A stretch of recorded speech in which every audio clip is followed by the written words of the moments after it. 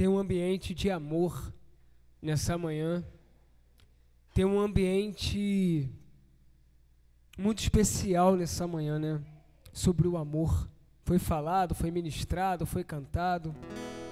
Eu não sou muito de cantar não, estou bastante resfriado. Mas essa semana, orando ao Espírito Santo, ele me deu essa mensagem e também pediu para eu louvar essa canção, né? E essa semana também, para honra e glória do Senhor, descobri que eu estou com um probleminha de tireoide. Tem umas que engordam, outras que emagrecem. E eu como pouco, né? Brincadeira, eu como muito. Mas vai tudo dar bom. Vamos estar cantando? Feche seus olhos, respire fundo e sinta esse amor. Quando a música esmurece, o resto desaparece. Simplesmente a ti me achego.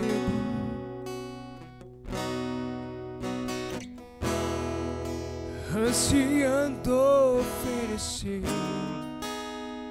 algo de valor pra alegrar teu coração. Mas que uma canção eu te darei, pois apenas uma canção não é o que queres de mim. Mais profundo busca, Senhor, do que os olhos podem ver. Queres meu coração. Estou voltando à essência da adoração. A essência és tu. A essência és tu. Jesus, oh, me perdoa pelo que eu fiz dela, quando a essência és tu, a essência és tu, Jesus. É de imensurável valor, ninguém pode expressar, e quanto és digno, Jesus. Embora eu seja pobre e fraco, tudo que tenho é teu, cada fôlego meu.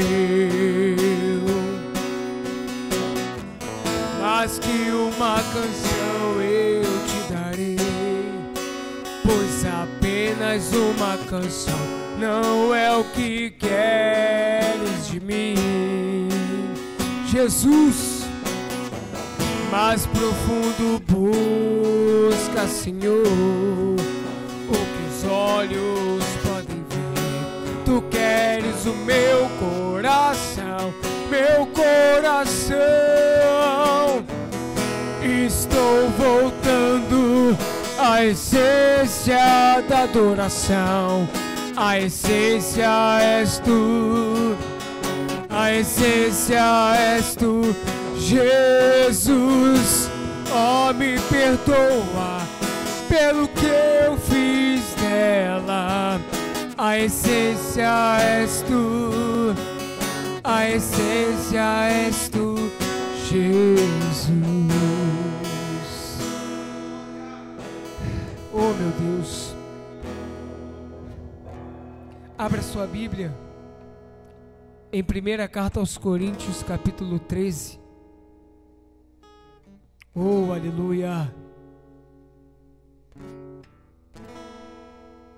Nós temos vivido um tempo precioso e foi falado muito nessa manhã, porque o Espírito vai testificando. 1ª carta aos Coríntios, capítulo 13, que diz a suprema excelência do amor,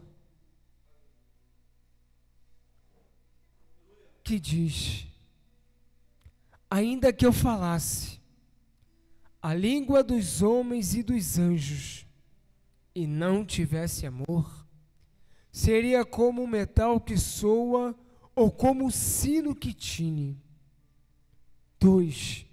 Ainda que tivesse o dom da profecia e conhecesse todos os mistérios e toda a ciência, ainda que tivesse toda a fé, de maneira tal que transportasse os montes e não tivesse amor, nada seria. Ainda que distribuísse toda a minha fortuna para sustento dos pobres, e ainda que entregasse o meu corpo para ser queimado, e não tivesse amor, nada disso me aproveitaria. O amor é sofredor, é benigno, o amor não é invejoso, o amor não trata com leviandade e não se ensoberbece. Não se porta com a indecência, não busca os seus interesses, não se irrita, não suspeita mal, não folga com a injustiça, mas folga com a verdade. Tudo sofre, tudo crê, tudo espera, tudo suporta. O amor nunca falha, mas havendo profecia, serão aniquiladas. Havendo línguas, cessarão. Havendo ciência, desaparecerá. Porque hoje, em parte conhecemos e em parte profetizamos.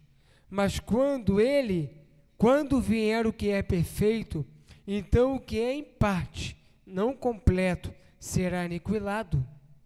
Quando eu era menino, falava como um menino, sentia como um menino, discorria como um menino, mas logo que cheguei a ser homem, acabei com as coisas de menino. Porque agora vemos como um espelho em enigmas, mas então, quando ele será revelado, o veremos face a face. Agora conhecemos em parte, mas então conhecemos como também será conhecido. Agora, pois, permanece a fé, a esperança e o amor. Estes três, mas o maior destes é o amor.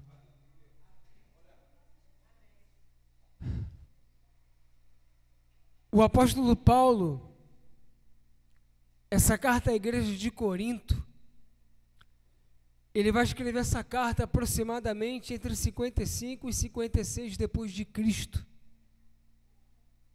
E ele vai estar em Éfeso, uma das cartas que ele vai enviar para as igrejas que ele fundou na Ásia Menor.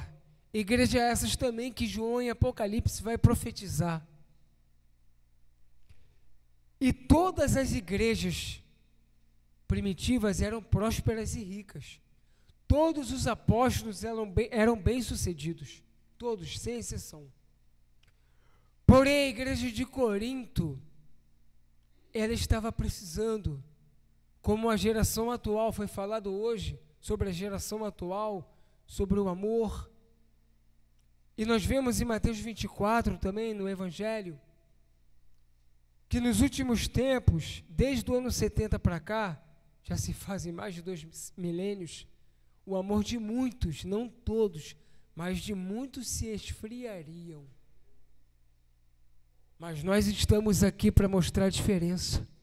Nós estamos aqui para mostrar uma geração que permanece nesse amor.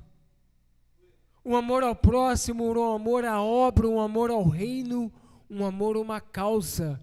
Um legado que nos foi deixado pelo nosso maior mestre, Jesus. Nós profetizamos,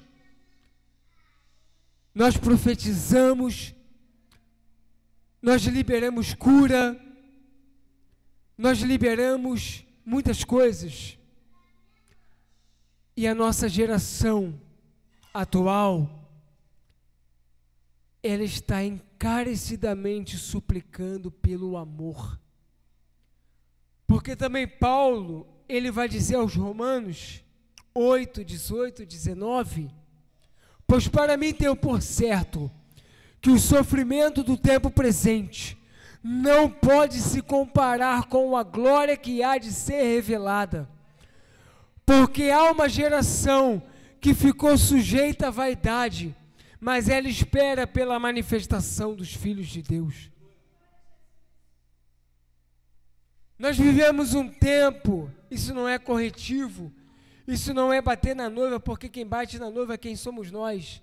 Ela tem um noivo ciumento, e quem gosta de bater na noiva vai se ver com ele. Mas é um alerta do Espírito Santo, para que nós venhamos a falar lá fora, eclésia chamada para fora, para aqueles que estão lá fora, esperando por essa mensagem, o amor. Uma geração que está clamando, Senhor, temos ouvido e louvado muitas canções lindas, que está curando o nosso emocional, que está tratando o nosso coração. E nós somos uma geração que está vivendo um tempo onde vivemos personagens, mas por dentro nós estamos falando: levanta-se, filhos de Deus, levanta-se, geração, a geração do amor, a geração que irá revolucionar. Paulo lhe vai dizer em 1 aos Coríntios 13, tudo vai passar, profecia, dons, línguas, ciência, conhecimento, tudo isso é vaidade, é só ferramenta para o reino, mas o que vai prevalecer é a essência de tudo, que é o amor. Jesus também, ele nos deixou uma ordenança, não foi nem um pedido: amem uns aos outros como eu vos amei. Porque Moisés, no monte, ele recebeu uma ordenança: ame ao seu próximo como a ti mesmo. E Jesus completou um novo mandamento complementar: ame como eu vos amei. E o maior modelo de amor deixado para nós foi o de Jesus. Ele não amou apenas parcialmente, ocasionalmente, mas ele se amou de forma contínua, de forma de entrega. Seu ministério foi marcado por algo lindo. Ele falou: vocês terão vida em abundância. Vocês passariam por situações delicadas, mas vocês vão vencer, porque eu venci. Todas as coisas negativas que acontecem, Paulo lhe tira a onda. Vou usar uma mensagem informal. Paulo tira a onda, porque Paulo passou por prisões, açoitamentos. Uma das piores prisões, que é carregar um defunto podre nas costas. Por isso ele diz: quem me livrará do corpo dessa morte? Era uma das prisões de Roma. Mas Paulo, ele zomba da tribulação, porque ele entende o que é o amor e a prosperidade baseada no amor. Ele fala que, pois para mim tem por certo que esse sofrimento nem pode se comparar com a glória. Ele também vai dizer que essas leves e momentâneas tribulações são para aperfeiçoar. Se está abatido, se está bem, posso todas as coisas naquele que me fortalece. Nós somos uma geração que todas as coisas nos acompanharão, porque a bênção, isso no contexto do amor, ela não é algo que está nos esperando, mas ela nos segue. A gente não precisa ficar ansioso pelo que há de comer, de vestir, de fazer, porque o reino, ele faz mediante os nossos passos. Eu caminho na direção da essência do amor. As bênçãos, a prosperidade, a cura, tudo nos segue. E o interessante, a Bíblia, ela tem algo chamado de gematria, que são os códigos nas palavras, tanto em hebraico, em latim, em grego, até no português. Pensa comigo na sua mente, a palavra amor, as letras Agora fala para mim, ao contrário de amor, o que que é? Roma. E qual foi o maior império profetizado por Daniel? E o pior império, que ainda a sua essência impera através de um sistema religioso no mundo hoje? Roma. E a igreja de Corinto,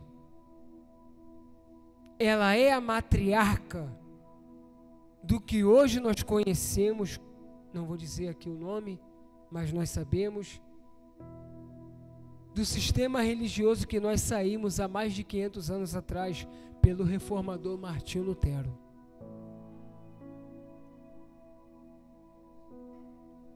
E há algo profético muito interessante, eu já falei isso uma outra vez, e o que eu estou falando aqui é sobre baseado no Espírito Santo. Profeticamente, nós somos uma igreja profética. E nós vivemos 3 pilares da igreja sobre a terra, desde a igreja primitiva. Diga para o teu irmão, primeiro pilar, Pedro. Quem lembra da era da igreja muito sanguinária, né? Muito a espada, até a Idade Média, inquisições, cruzadas, muitas coisas, né? Bem severo em nome de Deus, em nome de Jesus. Porém, diga para o teu irmão, o segundo pilar, Paulo.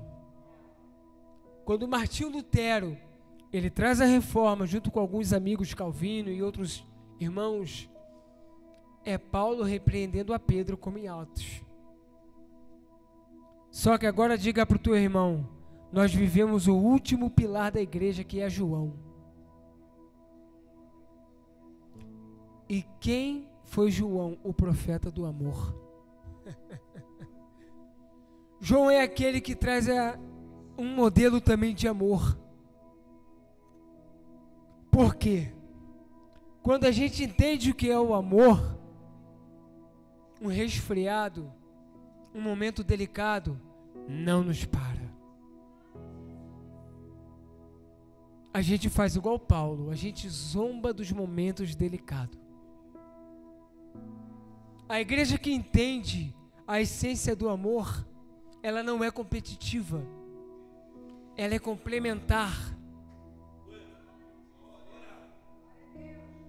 Porque uns foram chamados para apóstolo, mestre, profeta, evangelista, pastor, até que todos cheguemos à unidade da fé. Paulo também vai dizer isso. Todos somos um corpo complementar. Há aqueles que têm o dom de pregar avivado, há aqueles que pregam ensinando, há aqueles que louvam e pessoas são curadas. Todos somos complementares. E nesse governo, porque Jesus falou da oração, venha a nós o seu reino e seja feita a sua vontade. Quando a gente diz, venha o seu reino, naquele momento, ele estava pedindo para que o reino viesse. Mas depois ele diz, o reino já está aqui. E ele não tem aparência exterior, porque ele está dentro de nós. A nossa mente, a palavra vai dizer que tudo que se deve guardar está dentro do contexto. Guarda o seu coração, e não é o órgão, é a mente. A Bíblia também vai dizer para a gente não se conformar com este século, sistema, mas transformar-nos e transformar pela renovação do nosso entendimento, para que a gente experimente a boa, agradável e perfeita vontade de Deus. E quando a gente entende a perfeita vontade de Deus, a gente entende o amor, e nós passamos a olhar as coisas de forma positiva. Porque a palavra também vai dizer que se os nossos olhos forem bons, o nosso corpo será luz. E também vai dizer que todas as coisas são puras, para os puros. Nós olhamos o mundo mediante como está o nosso coração. Não há nada negativo nesse mundo. Todas as coisas são boas e contribuem para o nosso bem. Às vezes Deus permite um momento, uma situação, que aos olhos daqueles que não entendem o amor, parece algo delicado. Mas é só um preparo para o melhor de Deus, que sempre vai vir. Diga para o teu irmão, o melhor de Deus está vindo. Nós estamos em 2025.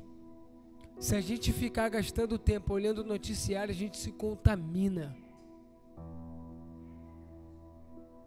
É como esses dias eu falei com um colega meu, o Apocalipse não é juízo, é renovo, esperança.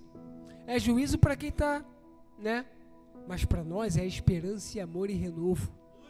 Porque o que para o mundo é o fim, para a gente é o começo, é o reinício. Jesus, ele não fala do fim, mas do recomeço. Nós somos a igreja da última geração e eu sempre vou bater nessa tecla. E a geração que vai mostrar para o mundo, olha, aqui está o remédio, aqui está o amor. O maior avivamento é quando a gente é curado por dentro. O maior avivamento, ele começa na nossa mente. O maior avivamento, ele começa no nosso consciente. E quando a gente transforma a nossa mente, a gente vai transformar o mundo. Como diz o louvor do Fernandinho, vamos mudar o mundo. Nós vamos. Por isso ainda não fomos arrebatados. Por isso ainda estamos aqui. Porque nós vamos impactar a sociedade. E a igreja do amor, a igreja dos últimos tempos, é a igreja que vai ser como a primitiva. O mundo está um caos. Mas nós vamos fazer assim, ó. Está precisando de quanto? Quer cura? Toma. Quer prosperidade? Toma. Quer transformação? Toma. Ah, mas por que eu passo por doença, tribulações? É só para a gente ver o quanto Deus nos mostra que tudo isso passa. E tudo isso passa. E é tão pequeno comparado com o que realmente nos espera.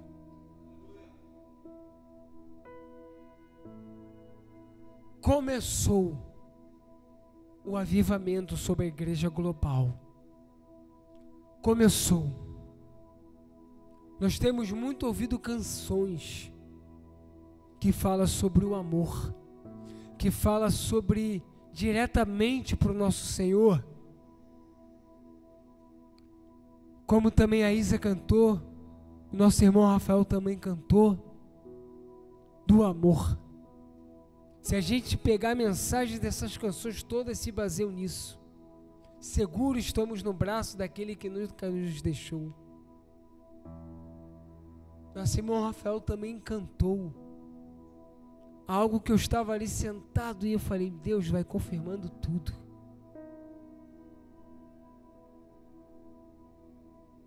O mundo. Esses dias um colega meu também falou, cara, eu não vou mais para a igreja porque a igreja está assim, assim, assim. Eu falei, não é a igreja que está assim, assim, assim, as igrejas. Às vezes sou eu. Porque se eu enxergar as pessoas e o mundo de forma negativa, é porque a minha mente está negativa. E nessa manhã, para complementar essa consagração, O Espírito Santo, ele vai falar conosco. Estou trazendo.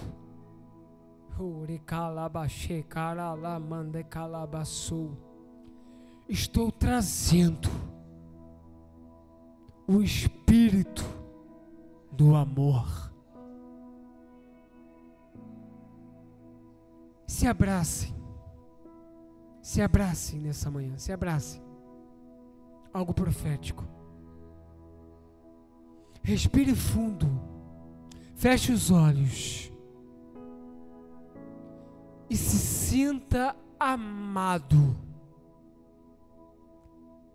pelo Espírito Santo.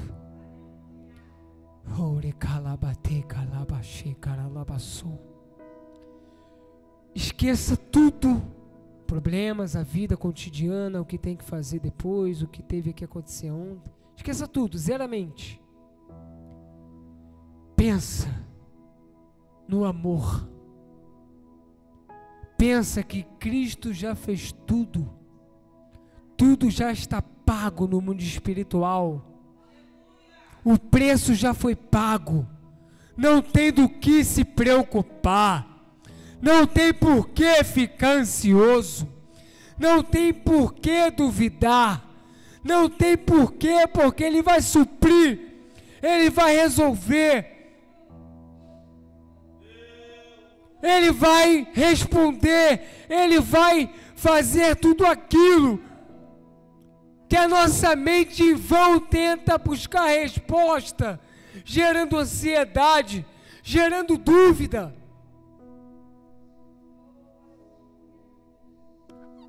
Muitos aqui nessa manhã, durante esses dias, chorou muito,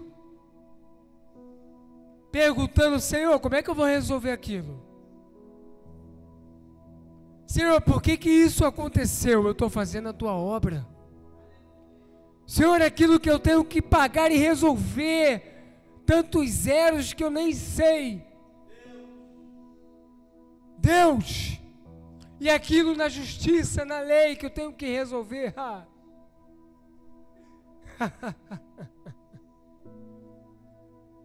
Quando Elias fugiu para a caverna, Deus já estava preparando o ambiente para Elias ser honrado.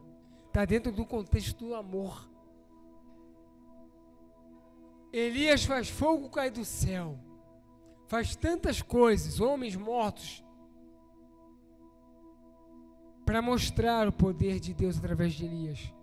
Mas quando uma rainha o perseguiu, ele correu. E sempre Deus vai nos usar naquilo em que pareceu ser a nossa derrota. A nossa maior ferida é o início do nosso maior ministério. Eu vou abrir aqui um parêntese. O que alimentou Elias na caverna? O que alimentou Elias na caverna? Quem levou comida para ele? Um corvo, né?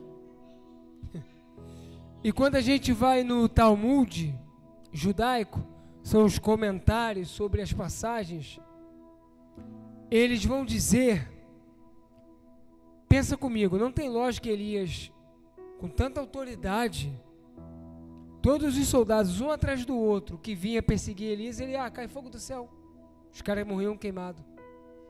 Os profetas de Baal, Elias orou,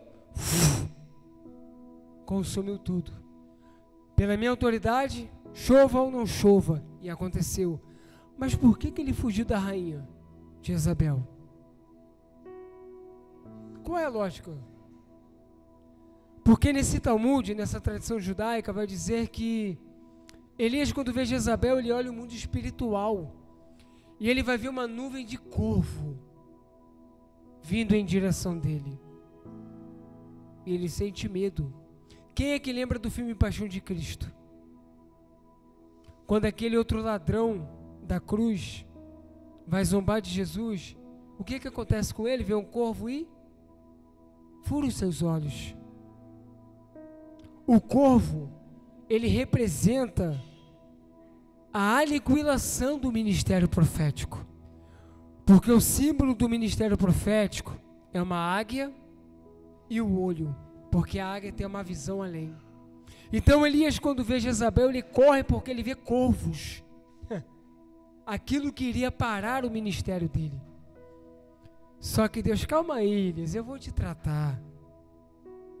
O que vai te alimentar, quem lembra dessa passagem, passa o redemoinho, passa o fogo, és tu, Senhor? Não. E quando Elias menos esperava, o que foi levar mantimento para ele, foi aquilo que parecia que seria o fim para ele, um corvo. Diga para o teu irmão, é no momento mais delicado que vai ser a sua melhor fase. Está dentro do contexto do amor, não estou fugindo do contexto. É apenas o Espírito Santo que está pedindo para falar. Nessa manhã, como as outras manhãs, como os outros cultos. E nessa manhã o Espírito Santo, ele está nos trazendo uma mensagem para mim e para nós. Que o verdadeiro amor lança fora todo medo. Façamos igual Paulo. É para zombar, tirar onda mesmo.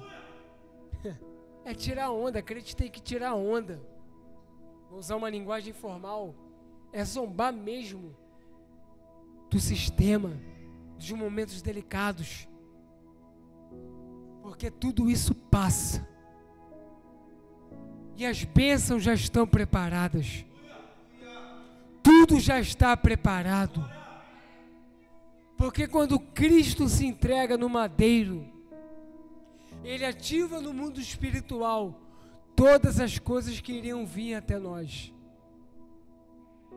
Diga para o teu irmão, nós somos reis e sacerdotes. Porque a palavra diz que fomos constituídos reis e sacerdotes. Somos uma geração, porque há uns tempos atrás, um evangelho equivocado tinha entrado na igreja há algumas décadas. Que crente é coitado? Que crente é coitado? Oh, estou sendo perseguido. Oh, meu Deus. Está repreendido esse pensamento. Porque nós atraímos aquilo que pensamos. Por isso que a Bíblia diz que a fé pode remover montanha. E a linguagem de fé como grão de mostarda, vou dizer de modo científico. A ciência vai dizer que o pensamento, ele altera até a realidade. Porque o pensamento também são partículas. O nosso consciente e inconsciente, ele pode transformar, liberar coisas ao redor. Por isso Jesus fala que se sua fé for um grão de mostarda, ela pode remover montanha. E tudo que é construído é formado por átomos. E a fé, ela libera o átomo que pode fazer o milagre acontecer. Nós sabemos que a maior doença do século também, que é o câncer, ela começa através de algo psicossomático, mental, psicológico, está dentro do contexto. Existe uma história de 2 pacientes. Um estava com câncer benigno inicial e um estava com maligno em fase terminal. E ambos, para pegar mais um diagnóstico, o médico sem querer trocou o diagnóstico. Quantos estão comigo nessa manhã? O paciente que estava em estado terminal pegou o diagnóstico errado, estava falando o inicial, benigno, em tantos dias está curado. E o que estava com benigno, coisa rápida de resolver, estado inicial, pegou o outro. Você tem poucos meses de vida.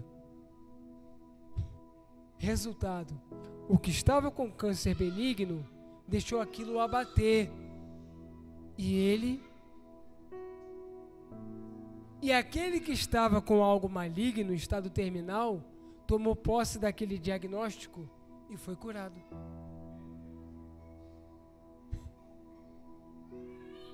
Deus já deixou tudo pronto. Nós precisamos ativar e tomar posse do que está já preparado, do que já é nosso. Tudo já está nos esperando, tudo já é nosso.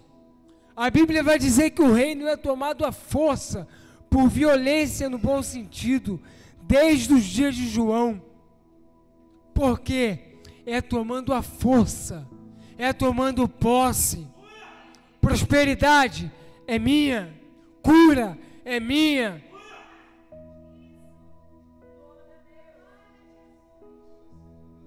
Os discípulos foram chegar para Jesus e vão voltar a dizer: mestre, cara, vou usar uma linguagem de hoje.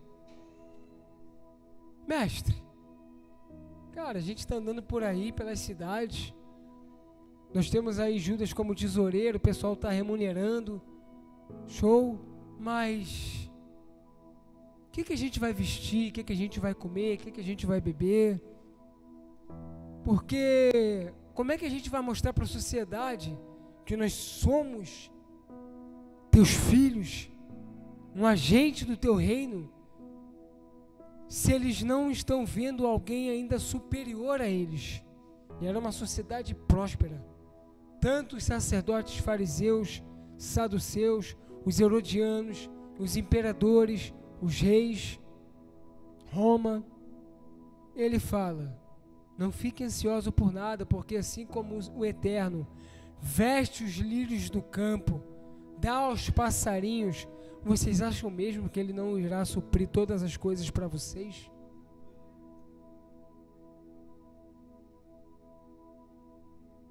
Respira, pisa no freio, deixa que Ele vai resolver tudo. Não é clichê nem jargão, é o óbvio. Essa igreja veio para esta localidade, assim como eu sei que todos aqui são praticamente cria-raiz dessa região. E sabemos, eu vou dizer aqui, sem medo de errar, muitos ministérios aí fora, não estou falando mal, mas é só fachada, é só rito. Uma vez, né, a galera brinca, né, que o pessoal falou que a igreja é do oba-oba. É a igreja de Cristo, do modelo de Cristo.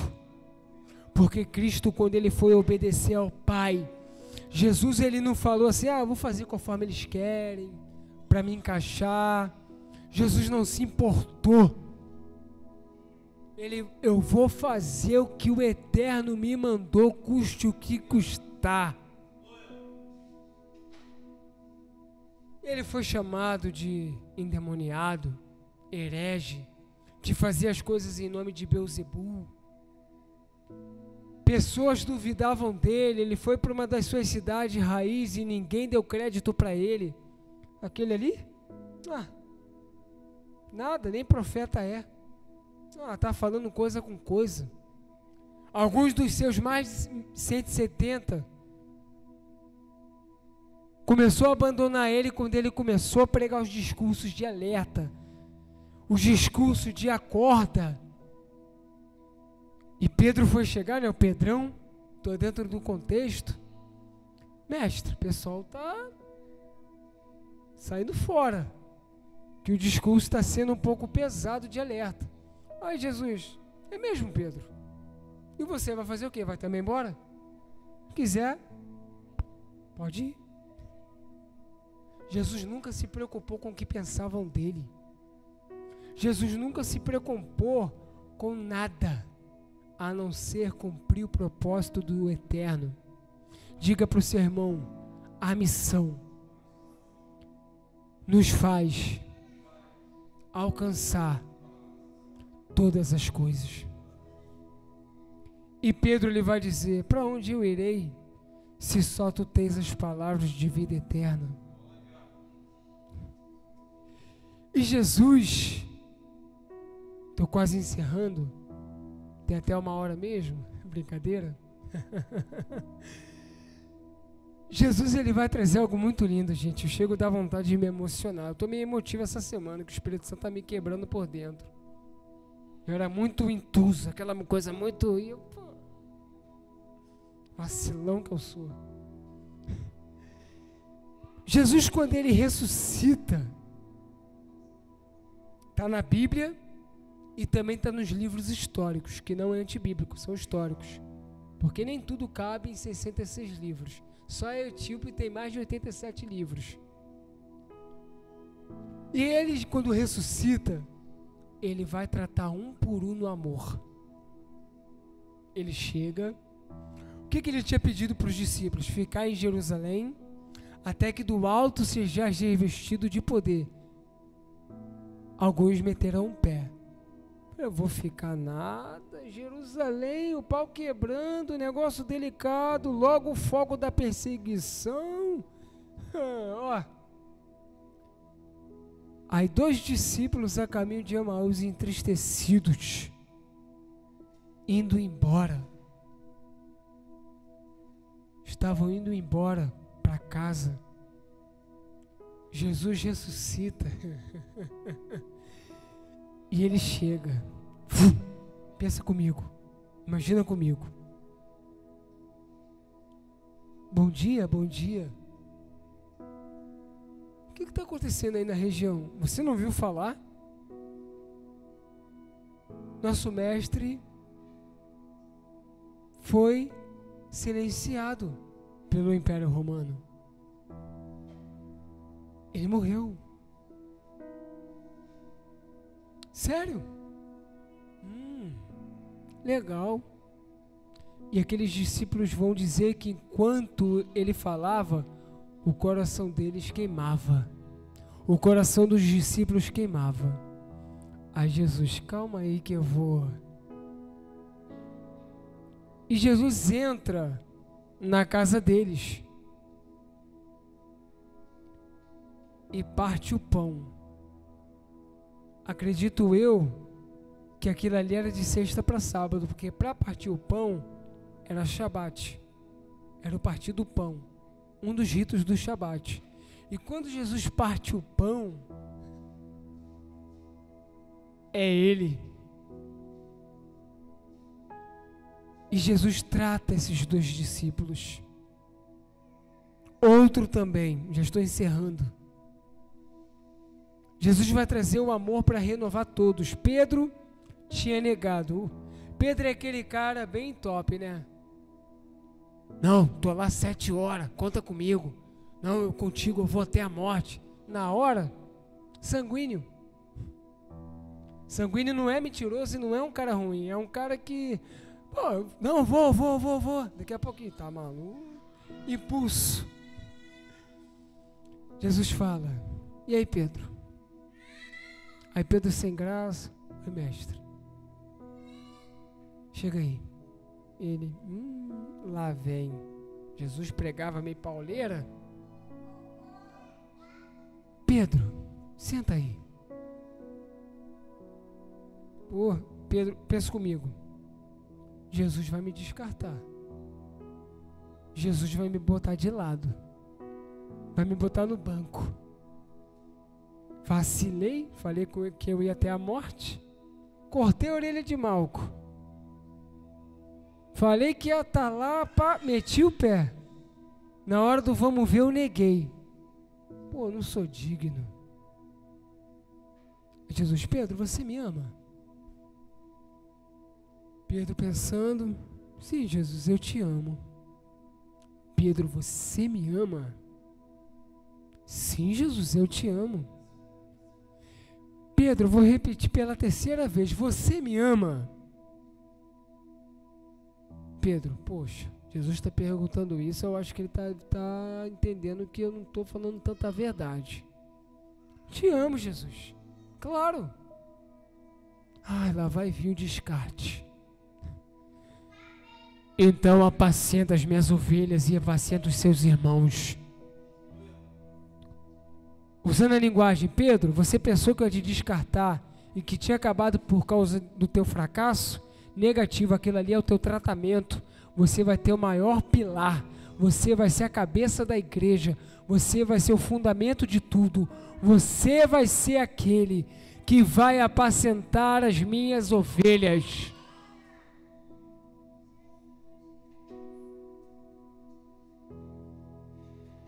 Outro que foi tratado, já estou quase encerrando, Tomé, não tinha muita fé, faz parte, era um cara um pouco melancólico, e o melancólico ele é desconfiado, o melancólico ele é meio assim, pô, será que isso é verdade?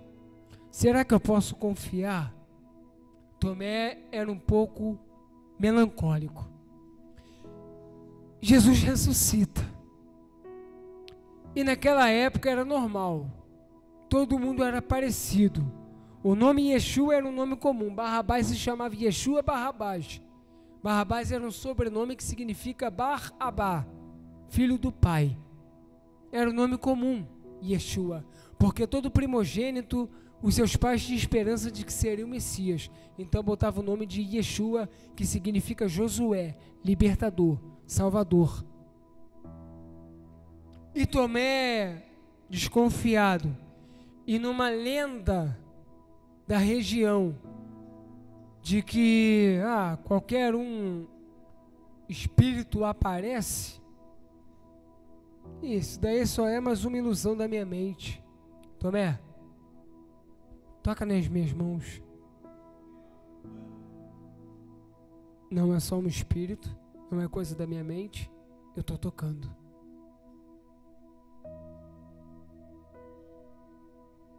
Eu vou dizer algo aqui também profundo, já quase encerrando mesmo.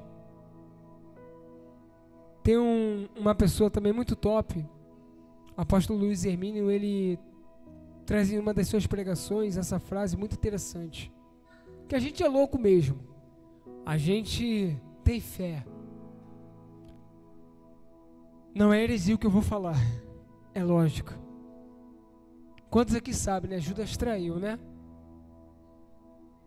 E Judas, ele cumpre também uma coisa profética. Jesus, ele vem como um Messias sofredor, o Ben Yosef, que é filho de José em hebraico, porque na tradição judaica são dois Messias.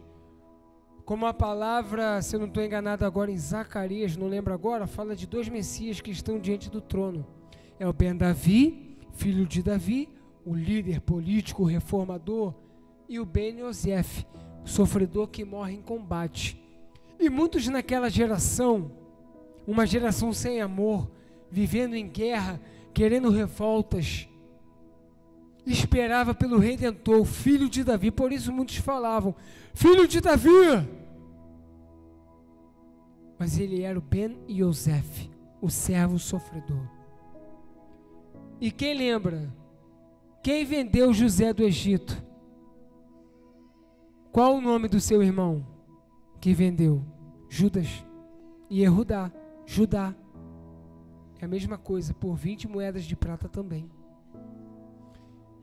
E a palavra diz, porque a palavra foi escrita por vários autores, atribuiu-se a outros nomes, isso é teologia.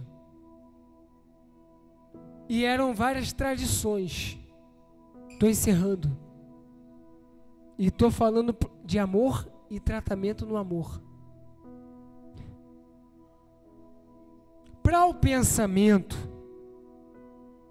do escritor, para o pensamento, para encerrar, para a gente ver que Deus faz o que quer. A religião limita, a religião cria conceito, mas Deus faz o que quiser. Se Ele quiser fazer algo que a gente vai achar que é heresia, escandalizar, Jesus fez isso. Uma hora o Eterno falou, não faça imagem de nada, não estou falando de idolatria, mas depois ele fala, constrói serpente de bronze, menorá, arca da aliança. ele fala, não se mistura contra o povo. O que Esther fez?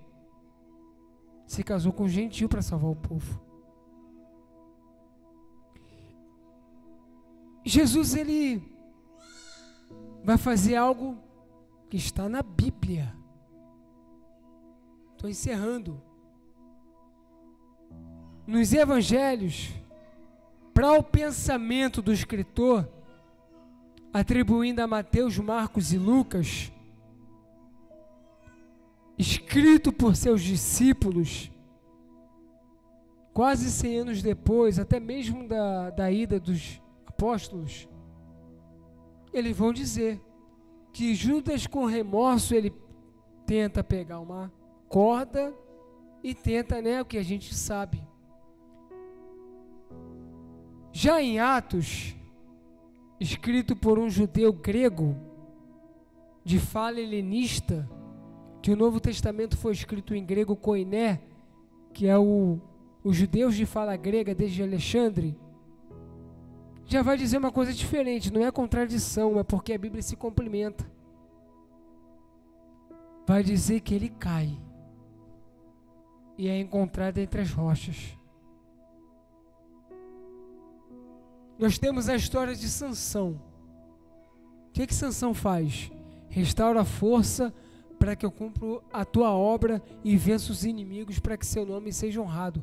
Ele puxa tudo cai em cima dele e ele cumpre sua missão. Aos nossos olhos hoje isso seria, não vou dizer o nome, estamos gravando, seria algo que começa com S, Ele se... Judas tenta, isso está na Bíblia, Judas tenta, eu vou ousar falar isso, para fechar, para falar que o amor, ele quebra protocolos, ele quebra os paradigmas da religiosidade, ou praga chamada religiosidade, que nos encaixa em algo que não nos liberta, não nos cura e não funciona. Por isso, volto a dizer, estão chamando a gente de igreja do oba-oba, porque é uma igreja que está tendo resultado, é uma igreja que está mostrando o amor, é uma igreja que está revolucionando. E eu vou te falar, esse lugar ainda é só um treinamento, ainda vai vir lugares maiores, porque o que Deus vai fazer através da gente nessa região e em outras, o que a gente pensa ainda é pequeno ainda perto do que Ele vai fazer. Vou encerrar com isso. E Judas, ele em Atos, porque nos evangelhos diz que quem compra o terreno de sangue são os fariseus com a moeda que Judas joga fora. Mas em Atos fala que quem compra é Judas. Não é a Bíblia em contradição, porque foram escritas por várias pessoas com pensamento das traduções que eles tinham, das denominações. Por isso que na ressurreição, um vai dizer que tinha 2 anjos, outro vai dizer que tinha um, outro vai dizer que quando chegou tinha alguém lá dentro, outro vai dizer... Mas o importante é que a ressurreição aconteceu. O que eu vou dizer que agora vai mexer com o nosso pensamento, para finalizar a mensagem do amor. Porque quem está falando através de mim, mero mortal, pecador, vacilão, só o sangue, é o Espírito Santo. E Judas, ele cai, está em Atos, não chega a si, a corda arrebenta. E até Jesus, porque o Novo Testamento, ele começa em Atos. Antes de Atos, ainda era Velho Testamento, ainda era lei. Até porque Jesus, quando ele vai curar o leproso, ele manda oferecer um sacrifício ao sacerdote. E quantos aqui já estudaram a Bíblia, leem, sabem que o paraíso, o seio de Abraão, era debaixo da terra também.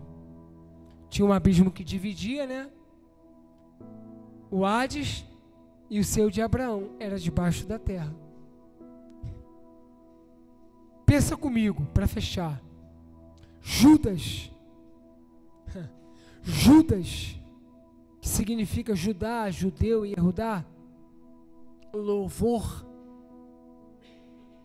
ele cai entre as rochas, como diz Atos. Ele, E naquele mesmo período ali de horas, Jesus, ele também cumpre a sua missão, indo para o madeiro.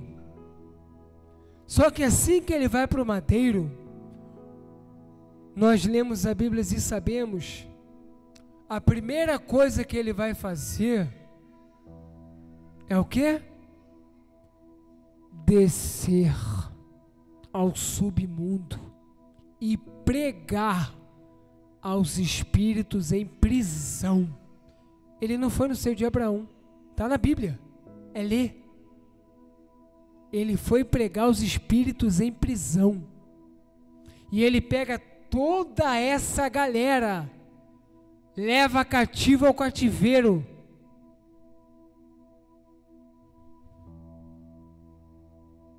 Quem era o primeiro da fila, fresquinho, que estava entre os espíritos em prisão? Judas.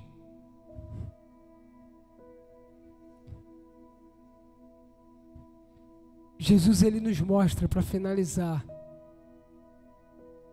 que nós, a igreja do fim dos tempos, da última geração, a igreja que vai mostrar para o mundo o amor que a nossa sociedade está precisando, é uma igreja que quebra a religiosidade, é uma igreja que quebra sufisma, é uma igreja que quebra protocolos. Não, mas eu fui criado numa denominação que tem que andar assim, não podia nem raspar as axilas. Tradições de homens. Mas Deus veio mostrar, Jesus veio mostrar, está na hora de novo de reformar, está na hora de novo de levantar a mesa e mostrar para essa geração que aquilo que eu fiz para aquela geração, causando tudo aquilo, ao ponto de todo mundo querer conspirar contra. Gente, não tenha medo. O Eterno pediu, mas Senhor, eu aprendi assim, a minha denominação era assim, e o que vão pensar? A gente vai prestar conta para quem? É para o nosso irmão? A gente vai prestar conta para quem naquele grande dia? Para o Eterno. E para fechar, faça, independente do que vão falar, faça, sabe por quê? Quando eles verem o resultado daquilo que nós estamos fazendo, aqueles que saíram, aqueles que estão querendo perseguir, aqueles que estão querendo falar mal, vão ser os primeiros a vir, de cabeça baixa, dizendo: eu também quero isso que está acontecendo aqui. Se coloque de pé.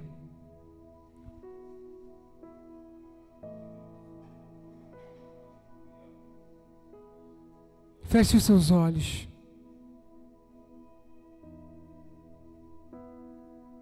Estenda sua mão em forma de concha, as duas, em forma de concha, de receber algo. Eterno, Eterno, sua palavra diz que o que ligarmos na terra será ligado nos céus. A sua palavra diz que o que ativarmos na terra será ativado nos céus. Nessa manhã,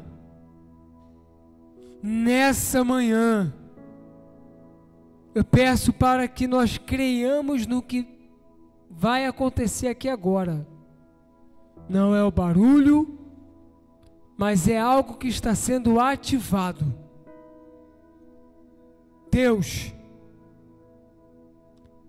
eu humildemente te peço,